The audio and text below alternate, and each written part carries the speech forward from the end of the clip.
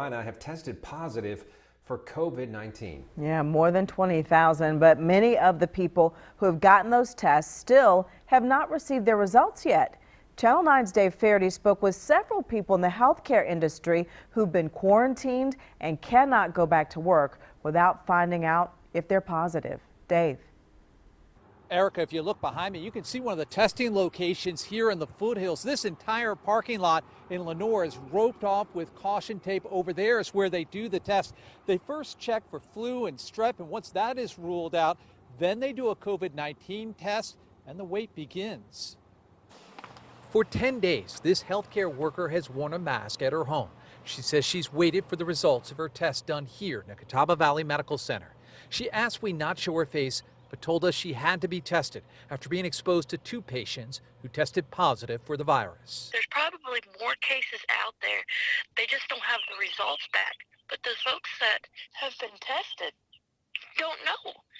They live their life as if they don't have it. People don't take it as seriously. Catawba County says because there are so many healthcare providers sending tests to different labs, they don't know exactly how many tests have been actually done in the county. A spokesperson told us by phone today, all of those labs are dealing with high volume and there are delays. We understand why folks are frustrated and we are sympathetic.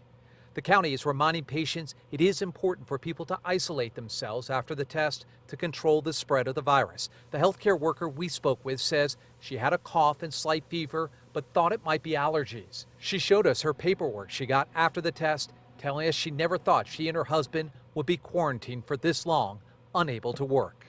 What's the point of telling people, okay, go get tested, and then you're held captive in your household for a guaranteed 4 to 5 days, but then it turns into 10. And I just got an email from Caldwell County, from the health department here. There are 3 confirmed cases in Caldwell County. They're telling me that they've done 677 tests here in Lenoir. 226 have come back negative.